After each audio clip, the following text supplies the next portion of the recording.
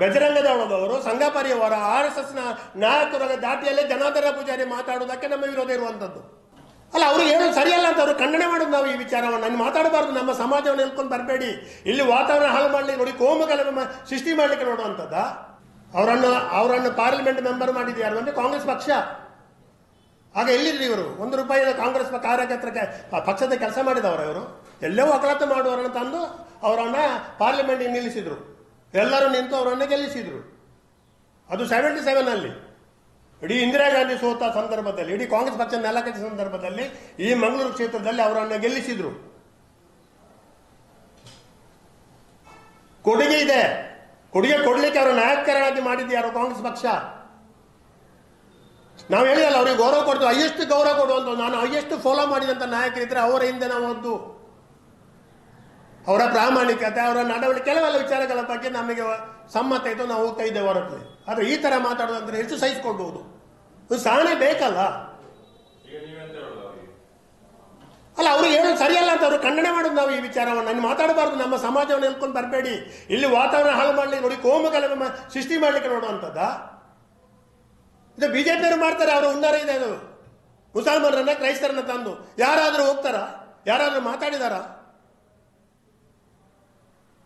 ಯಾರ ಮೇಲೆ ಆ ವಿಚಾರ ಪ್ರಕರಣದ ವಿರುದ್ಧ ಇರುವಂತ ಯಾರು? ಸಂಘ ಪರಿವಾರದ ನಾಯಕರುಗಳಿರುವಂತದ್ದು, ಅಲ್ಲಿ ಹಿಂದೂಗಳೇ ಇರುವಂತದ್ದು. ಯಾರು ಮುಸಲ್ಮಾನ ಇದ್ದಾನ? ಹೊರಗಿನವರು ಬಿಡಿ, ಧರ್ಮಸ್ಥಳದವರು ಇದ್ದಾನ? ಅಲ್ಲಿ ಬೆಳ್ತಂಗಡಿ ತಾಲೂಕಿನವರು ಯಾರು ಮುಸಲ್ಮಾನ ಮಾತಾಡಿದಾನ? ಇವ್ರು ಯಾಕೆ ಅವರ ದಾಟಿಯಲ್ಲೇ ಮಾತಾಡ್ತಾರೆ? ಬೆಜರಂಗದವರು, ಸಂಘ ಪರಿವಾರ, RSS ನಾಯಕರ ದಾಟಿಯಲ್ಲೇ ಜನಾರ್ದನ ಪೂಜಾರಿ ಮಾತಾಡುವುದಕ್ಕೆ ನಮ್ಮ ವಿರೋಧ ಇರುವಂತದ್ದು. ಕಾಂಗ್ರೆಸ್ ಅಲ್ಲಿ ಇದ್ದಾರೆ ಸ್ವಾಮಿ. ಕಾಂಗ್ರೆಸ್ ಇದ್ರೆ ಸಿದ್ಧಾಂತ ಬೇಕಲ್ಲ. ಯಾವುದು?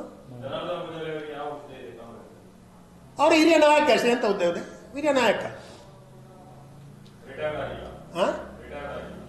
ರಾಜಕೀಯದಲ್ಲಿ ರಿಟೈರ್ಡ್ ಆಗಲಿಲ್ಲ. ಅವರೊಬ್ಬ ವೋಟರ್. ಈಗ ಮತ್ತೆ ಹೋಗಿ ಕಾಲಿಗೆ ಬೀಳ್ತಾರೆ. ಹಿರಿಯರ ಕಾಲಿಗೆ ಬೀಳ್ತಾರೆ. ಹೇಗೆ ಧರ್ಮಸ್ಥಳ ಗಿಡವರಾಗ ಹೋಗಿ ಕಾಲು ಬೀಳ್ತಾರೆ. ಕೆಲವರು ಬಂದು ನಾಯಕರು ಕಾಲಿಗೆ ಬೀಳ್ತಾರೆ. ಒಂದು ಗೌರವ ಕೊಟ್ಟು ಕಾಲಿಗೆ ಬೀಳ್ತಾರೆ. ಇನ್ನೊಂದು ವಿಚಾರ ಹೇಳ್ತಾರೆ, ಪಾರ್ಲಿಮೆಂಟ್ ಚುನಾವಣೆ ನಿಂತಾಗ ಬಿಜೆಪಿ ಅಭ್ಯರ್ಥಿ ಹೋದ್ರೆ ಆಶ್ರಯ ಮಾಡೋದು, ನೀವು ಗೆಲ್ತೀರಿ, ನೀವು ಗೆಲ್ತೀರಿ, ಒಳ್ಳೆ. ಕಾಂಗ್ರೆಸ್ ಅಭ್ಯರ್ಥಿ ಹೋದ್ರು ಅವರಿಗೆ ಆಶ್ರಯ ಮಾಡೋದು, ನೀವು ಗೆಲ್ತೀರಿ, ನೀವು ಗೆಲ್ತೀರಿ ಅಂತ.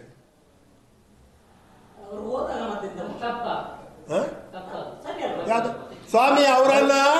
ಅವರ ಇದು ಗೊತ್ತಾಗ್ಲಿ ಅಂತ ಅವ್ರು ಹೋಗುದು. ಬಿಜೆಪಿಯವರ ಪ್ರೀತಿಯಲ್ಲಿ ಹೋಗುದಲ್ಲ, ಕಾಲಿಗೆ ಬೀಳ್ಲಿಕ್ಕೆ ಹೋಗುದು. ಇವರ ಬಾಯಲ್ಲಿ ಈಗ ಬಂದಾಗ ಜನರಿಗೆ ಗೊಂದಲಾಗ್ಲಿ ಅಂತೇಳಿ. ಇವರ ಈ ಎಡಬಿಡಂಗಿತನ ಅಂತ ಇದೆ ಹೇಳುವಂತ ನಾನು. ಒಂದು ಸಿದ್ಧಾಂತ ಬೇಕಲ್ಲ ಸ್ವಾಮಿ. ನಮ್ಮ ಮನೆಗೂ ಬರ್ತಾರ್ರಿ ಬಿಜೆಪಿ ಅವರು. ಬಂದಾಗ ಅವ್ರಿಗೆ ಚಹಾ ಕೊಟ್ಟು ಗೌರವ ಕೊಟ್ಟು ಕಳಿಸುದು. ನಿಮ್ಮ ಸಿದ್ಧಾಂತ ಬೇರೆ, ನನ್ನ ಸಿದ್ಧಾಂತ ಬೇರೆ ಅಲ್ವಾ? ವೈಯಕ್ತಿಕ ಯಾವ ದ್ವೇಷ ಇಲ್ಲ, ಯಾವುದಿಲ್ಲ.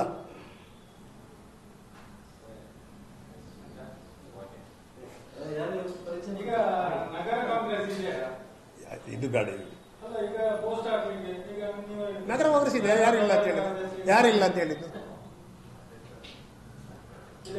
ಯಾರಿಲ್ಲ ಅಂತ ಹೇಳಿದ್ದು?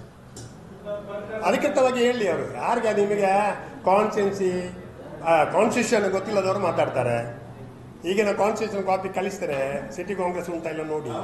ಹೊಸ ಅಮೆಂಡ್ಮೆಂಟ್ ಆದ ಕಾನ್ಸ್ಟಿಟ್ಯೂಷನ್ ಕಲಿಸ್ತಾರೆ.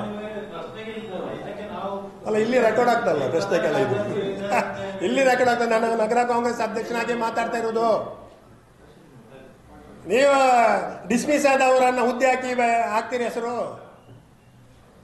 ಸಂಯೋಜಕ ಹುದ್ದೆಯಿಂದ ಕೆಪಿಸಿಸಿ ಡಿಸ್ಮಿಸ್ ಆಗಿದ್ದ ವ್ಯಕ್ತಿಯನ್ನ ಕೆಪಿಸಿ ಸಂಯೋಜಕ ಅಂತ ಹಾಕ್ತೀರಿ. ನೀವು ಪ್ರಶ್ನೆ ಕೇಳಿದ್ರ?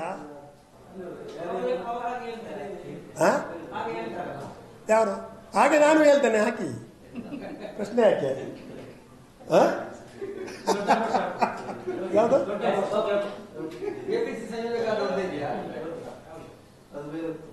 ಬೇರೆ ಹೋಗ್ತದೆ. ಡೈವರ್ಟ್ ಮಾಡಿ ಪ್ಲಾನ್. ಯಾವುದು? ಅಲ್ಲ, ಆಫ್ ಮಾಡಿ ಬಾಯಿ ನಿಲ್ಲಿಸ್ಬೇಕು.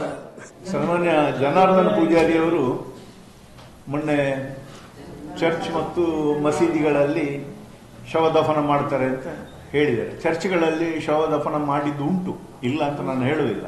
ಬಹಳ ವರ್ಷಗಳ ಹಿಂದೆ ನಮ್ಮಲ್ಲಿ ಸಂತರು ಅಂತ ತೀರಿ ಹೋದಾಗ ಅಥವಾ ದೊಡ್ಡ ಒಂದು ಧಾರ್ಮಿಕ ನಾಯಕರು ತೀರಿ ಹೋದಾಗ ನಾವು ನಮ್ಮ ಚರ್ಚಿನ ಇದರಲ್ಲಿ ಕೂತ ಉದಾಹರಣೆಗಳಿದೆ. ಆದರೆ ಕಾಲಕ್ರಮೇಣ ಸುಮಾರು 50 ವರ್ಷಗಳ ಹಿಂದೆ ಇದಕ್ಕೊಂದು ಚರ್ಚ್ ತಿದ್ದುಪಡಿ ತಂದು ಯಾವುದೇ ಕಾರಣಕ್ಕೂ ಚರ್ಚಿನ ಒಳಗಡೆ ಯಾರ ಶವವನ್ನು ಹುಡ್ಲಿಕ್ಕೆ ಇಲ್ಲ ಅಂತ ಹೇಳಿ ಮಾಡಿ ನಮಗೆ ಸರ್ಕಾರ ಪ್ರತಿಯೊಂದು ಚರ್ಚ್ ವ್ಯಾಪ್ತಿಯಲ್ಲಿ ಸರ್ಕಾರ ಭೂಮಿಯನ್ನು ಕೊಟ್ಟಿದೆ, ಶವದಫನ ಭೂಮಿಯನ್ನು ಕೊಟ್ಟಿದೆ. ಅಲ್ಲೇ ಶವದಫನ ಮಾಡುದು. ಮತ್ತು